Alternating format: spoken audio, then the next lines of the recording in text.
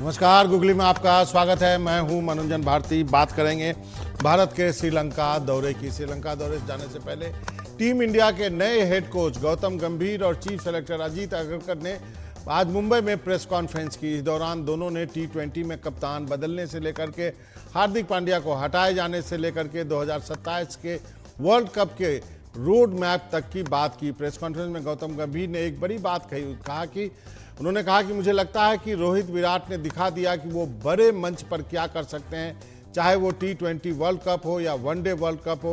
उन दोनों खिलाड़ियों में अभी बहुत क्रिकेट बचा हुआ है। चैंपियन ट्रॉफी है, ऑस्ट्रेलिया सीरीज है, फिर अगर फिटनेस अच्छी रही तो 2027 वर्ल्ड कप खेल सकते हैं। विराट कोहली के साथ गौतम गंभीर के मतभेद की खबरें अक्सर सोशल मीडिया से लेकर टीवी चैनलों पर छाई रहती है। आज हेड कोच गौतम गंभीर ने विराट कोहली के साथ किस तरह का रिश्ता है, उन्होंने कहा कि ये टीआरपी के लिए नहीं है, ये दो परिपक्व लोगों के बीच का रिश्ता है। विराट एक वर्ल्ड क्लास बल्लेबाज हैं और हम दोनों मिलकर टीम इंडिया के लिए कड़ी मेहनत करेंगे। तो ये था आज के प्रेस कॉन्फ्रेंस का लब्बो लुबाब, और आपको सुनवाते हैं क्या कहा है हेड कोच जो है गौतम गंभीर और जो है अग्रकर, दोनों ने चीफ सेलेक्टर जो है दोनों ने प्रेस कॉन्फ्रेंस की। I mean, why Surya was made the captain because he's one of the deserving candidates. Yeah. One we know I've been around the group over the last year. You get feedback from the dressing room a lot. He's got a good cricket brain. He's still one of the best T20 batters in the world. As regards to Hardik, I mean, he's still a very important player for us, and that's what we want him to be, that player that he can be, because those sorts of skill sets are very difficult to find what he has.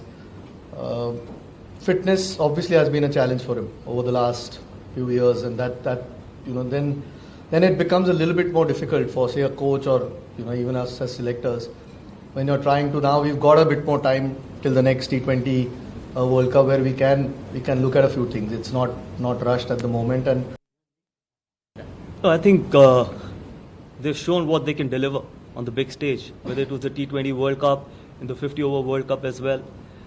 See, one thing I can be very clear of, I think both those guys have got a lot of cricket left in them. And more importantly, with Champions Trophy and a big tour of Australia, obviously they would be motivated enough and then hopefully if they can keep their fitness, 2027 World Cup as well. But this is a very personal decision. I can't say how much cricket is left in them. Ultimately, it's up to them as well. It's up to the players. How much can they contribute in the team's success? Because ultimately, it's the team that is important. But looking at what Virat and Rohit can deliver, I think they still have a lot of cricket.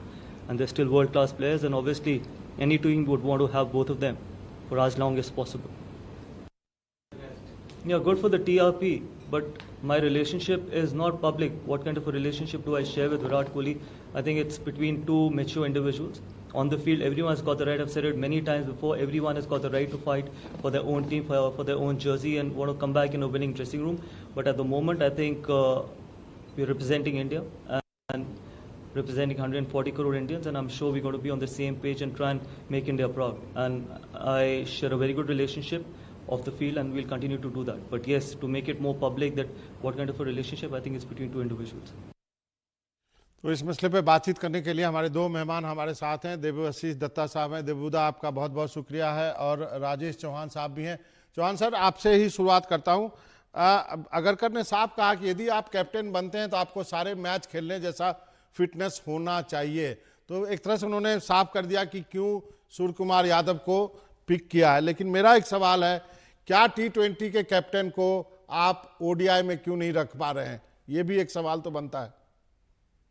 देखिए, जितना मैं situation को समझा हूं पिछले 2 महीने, हार्दिक पांड्या की बात कर रहा हूँ। IPL छोड़ दीजिए, उसके बाद जो उनकी फैमिली प्रॉब्लम और बहुत सारी है, तो मैं शायद मेरा विचार है कि वो ये सीरीज में पूरा नहीं खेल रहे हैं, कि 100% ये सीरीज में बीच में कहीं ना कहीं वापिस आएंगे। अपनी कुछ उनकी ऐसी पर्सनल चीजें हैं जो शायद हमको भी नहीं को सामने लानी चाहिए, नेचुरल है। और यही रीजन है कि फिटनेस तो है ही उनका, और 2027 की बात कर रहे हैं गौतम गंभीर, तो नेचुरल है, उसको लेकर के बहुत सारी चीजें उनके मन में होंगी, उनकी अपने पर्सनल प्लानिंग होगी। उसको देखते हुए मैं ये मेरा पूरा है, मेरा ये पर्सनल मेरा है, और मैं समझ रहा हूँ कि हार्दिक पूरा सीरीज में वहां नहीं खेल रहा है। देवुदा, एक आपने भी सुना होगा, गौतम गंभीर ने कहा कि रोहित और विराट में बहुत क्रिकेट अभी बचा हुआ है, और उनको भी एक 2027 तक का कहा कि फिटनेस ने उनको साथ दिया तो वो उतना लंबा खेल सकते हैं। आप इस पूरे प्रेस कॉन्फ्रेंस से गौतम गंभीर के जो अगले जो रोड मैप है उसको कैसे देखते हैं? बहुत अच्छा है, बहुत अच्छा प्लानिंग, बहुत पहले से आगे से कर रहा है। 27 तक का है। अभी देखिए कौन चोट किसी को इंजरी हो जाए वो दूसरा बात है, लेकिन ये लोग को जो तय किया है, द पॉजिटिव एंगल जो लिया है, हम तो I will support them, I will support both the, this is not Gautam Gambhir view at all, this is the view of the board, this is the view of the selector, the view of the selector and the captains also. तो I think it's a very very positive angle, and सबका साथ सबका विकास जैसे है, ये सबका सामने एकदम पूरा मानचित्र रख दिया है कि this is our goal and this is the way we would like to perform, this is the way we have to play। तो सबको रेस्ट कराना है, उसको फिट रखना है, और इसका बाद हम लोग को एक एक करके मैच जीतना है। ये वेरी सिंपल थ्योरी, लेकिन एक साथ करके एक डिसिप्लिन मेथड से they are going to go ahead. Very good thing, मेरा पूरा सपोर्ट है। नहीं, लेकिन आप रोहित और विराट को अभी भी 2027 तक के लिए भी आप ट्राई करना चाहते हैं, ये एक इशारा लगा है। हाँ, बहुत अच्छा है। अरे रोहित तो खेलेगा ही, विराट को भी खेलना पड़ेगा, क्योंकि सचिन तेंदुलकर का 100 सेंचुरी का जो बात है वो तो ही स्टिल फॉलोइंग दैट। तो अगर ये करने के लिए तो एक दिन में तो आउट 20 सेंचुरी नहीं आएगा, अभी भी 20 सेंचुरी बाकी है। अगर ये उसका लक्ष्य है तो वो बोलेगा कि हम ये टूर्नामेंट नहीं खेलेगा, ये टेस्ट मैच नहीं खेलेगा। अब प्रीवियसली वो बहुत आराम से वो कभी रवि शास्त्री को, कभी राहुल द्रविड़ को मान के, वो जय शाह को पकड़ के वो निकल जाता था। अभी उसको प्रॉब्लम होएगा, क्योंकि if is not willing to play, उसको जवाब देना पड़ेगा गौतम गंभीर के पास, क्यों तू नहीं खेलेगा बताओ। और अपना बिटिया हुए या लड़का हुए, ये शादी हुए, ये दूसरा बात हुए, उसके लिए ये लोग सोचेंगे नहीं।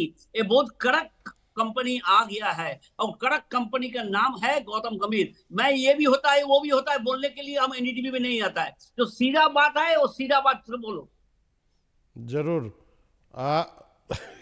देवुदा, राजेश चौहान जी सर, क्या आपको लगता है, देवुदा तो खैर देवुदा है, उन पर तो कोई टिप्पणी नहीं कर सकता, लेकिन जो रोहित और विराट के कॉम्बिनेशन की बात हो रही है, क्या हम बहुत ज्यादा दूर तक नहीं देख रहे हैं? क्या मतलब क्या यंगर बच्चे भी तो बहुत वेट कर रहे हैं? अगर आप पूरा प्रेस कॉन्फ्रेंस देखें, और इसके पहले के 2-3 प्रेस कॉन्फ्रेंस से पहले जब गौतम गंभीर कोच की क्यू में थे और उनका फोर बनने के उसमें थे, उन्होंने कुछ बहुत सारी टिप्पणियां की थी। बहुत क्लियर है उनका माइंड कि मेरे को 2027 तक अगर ये परफॉर्म करते हैं दोनों प्लेयर और खेलने की स्थिति में है, तो मैं इनको टीम में रखूंगा, कंसीडरेशन में कि उनकी इंजरी नहीं होनी चाहिए और परफॉर्मेंस चाहिए। उन्होंने एक लाइन बोली कि आफ्टर ऑल सबके ऊपर टीम है। तो ये बिल्कुल क्लियर है, उनका माइंड उन्होंने क्लियर कर दिया है, और ये मैसेज भी पास ऑन कर दिया है कि अगर आप चाहते हो, हम मैच खिलाने को तैयार हूँ, आप चाहते हो तो आप परफॉर्म करिए, और इंजरी आपकी नहीं होनी चाहिए। बिल्कुल क्लियर है, सारी चीजें उन्होंने क्लियर कर दी है, और ये बहुत अच्छी बात है कि 2027 का उन्होंने एक टारगेट लेके रखा हुआ है, और ये सारे प्लेयरों को मैसेज कर दिया है। इस प्रेस कॉन्फ्रेंस में उन्होंने कुछ 4-5 लाइनें बोल के कि अगर आपको मेरे साथ रहना है, टीम के साथ रहना है, तो पहले आपको टीम मेंबर बनना पड़ेगा, बाकी चीजें आप भूल जाइए। आप हिंदुस्तान की टीम के लिए खेल रहे हैं तो आपकी प्रायोरिटी वो होनी चाहिए। बिल्कुल क्लियर मैसेज है, अच्छी बात। तो लेकिन क्या कोई टीम आप ऐसे चला सकते हैं क्या? मतलब सीनियर खिलाड़ी भी हैं। नहीं, देखिए ऐसा है, टीम चलाने के लिए मैं तो फिर हमारे सेलेक्टर्स और हमारा सिस्टम क्यों है? बहुत सिंपल सी चीज है, अगर मुझे बड़े प्लेयरों के अंडर में ही काम करना है तो फिर सेलेक्टर की क्या जरूरत है? मैं कप्तान से पूछ करके टीम बना लूं। अगर हमारा सिलेक्शन कमेटी है, हमने एनसीए बनाया है, हमने एक सिस्टम बना रहे हैं, हम अंडर 14 से लेकर के पूरी क्रिकेट का सिस्टम बना रहे हैं, आने वाले हम 10 वर्षों में अपने प्लेयरों को हम देख रहे हैं, तो कहीं ना कहीं हमें ये सारी चीजों को फॉलो करना पड़े। तो उसमें अगर हमारे वो समय चला गया जब बड़े प्लेयर डोमिनेट करते थे, वो समय खत्म हो गया। अभी बड़े प्लेयरों का डोमिनेशन अब नहीं हो पाएगा। मेरे ख्याल से गौतम तो उस चीज को नहीं सहेंगे जितना मैं समझ रहा हूँ। बाकी अब उनका अपना पर्सनल है, उस पर वो किस ढंग से उनको टैकल करते हैं वो अंदर की बात रहती है। ये चार दीवारी के अंदर बातचीतें होती हैं, उसमें क्या कंसिडरेशन आएगा क्या जी नहीं आएगा, किस बात से सहमति बनेगी, वो उनका अपना। देवुदा, आपको याद होगा अनिल कुंबले का भी एक दौर था, वो भी बड़े सख्त कोच माने जाते थे। आप कुछ इस पर बोलना चाहेंगे? ऑफ कोर्स, लेकिन उसको पसंद नहीं था विराट कोहली का, तो विराट कोहली निकल दिया। अब वो कैसे निकला, वो बीसीसीआई ऑफिशियल को पकड़कर उसको निकाल दिया था। लेकिन उसको हम जो सुना है कि वो सबको बोलता था ये काम करना है, ये काम नहीं करने का है, बट ये पसंद नहीं था तब तक का क्रिकेटर के लिए। तो अभी कोच कड़क बना हुआ है, साथ में बोर्ड को लिया है, तो अभी बोर्ड ने जो बोलेगा मैं चला जाऊंगा। मैं तो आपको पूर्व शर्त दिया था, जैसे मेरे जमाना में ये काम करना पड़ेगा और मैं इतना नहीं करेगा, तो साफ सुथरा कह के गौतम गंभीर को लाया। अनिल कुंबले का टाइम जो बीसीसीआई ऑफिशियल था वो थोड़ा लंबा था, वो सोचा था अरे विराट कोहली का सामने मैं कैसे बात करता हूं। लेकिन विराट कोहली अपना बनाना अलाउंस लेने के लिए वो बोला हम लोग को अच्छा नहीं खेला क्योंकि केला नहीं था ड्रेसिंग रूम में। अरे भाई 200 पाउंड लगा के लोगों से बोलो ना, मैनेजर इतना रहता है, तुम्हारा पास 15-20 आदमी सपोर्ट स्टाफ रहता है, आप पूछ लीजिए, बोर्ड में लिखा हुआ है। जब मेरा पास बनाना अलाउंस जी नहीं था, उसका बाद ये they have been endorsed that बनाना अलाउंस देना पड़ेगा। हाय हाय हाय।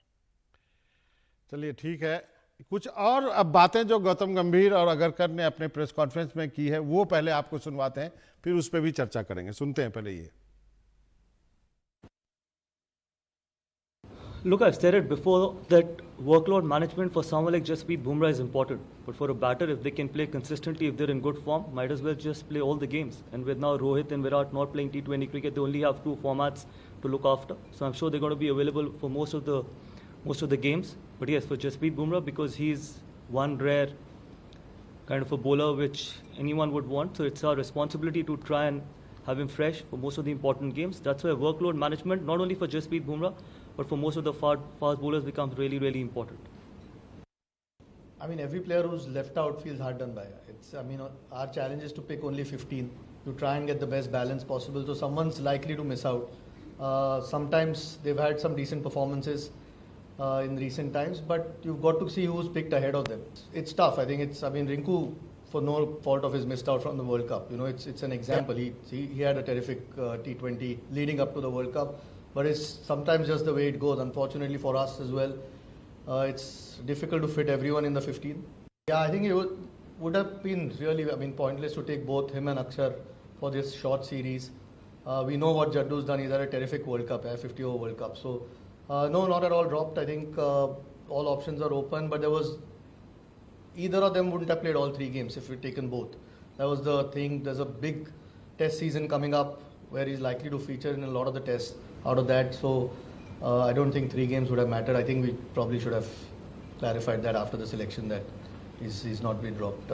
He's still within the scheme of things and very important as a player.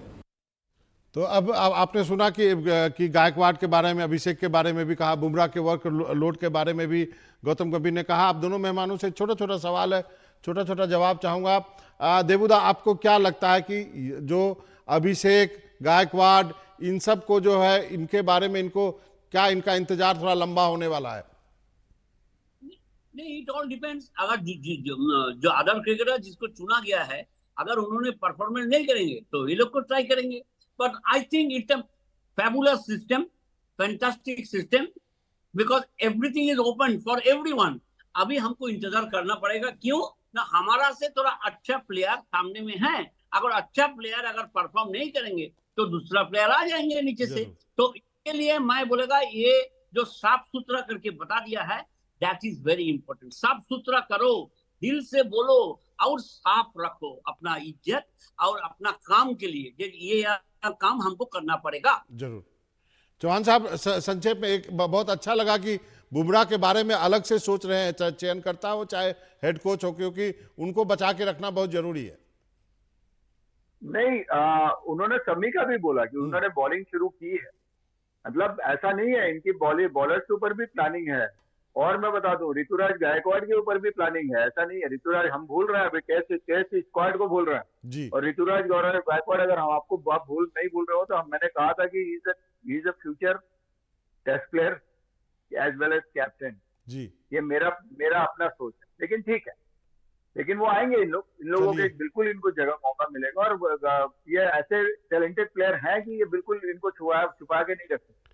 चलिए, आप हम इंतजार करेंगे, लेकिन जैसा देबूदा और चौहान साहब ने कहा कि ये अच्छा सिस्टम है, कोच खुल के बात कर रहे हैं, सब कुछ उन्होंने अपना रोड मैप जो है सबके सामने रख दिया। आप देखते हैं कि टीम जो है कितना अच्छा जेल करती है। उन्होंने एक और बात कही जिस पे चर्चा करना मैं भूल गया, हैप्पी जो है ड्रेसिंग रूम की बात कही, कभी उस पर भी चर्चा करेंगे कि क्यों ड्रेसिंग रूम हैप्पी होना जरूरी है। लेकिन आज हमारे पास इतना ही वक्त है।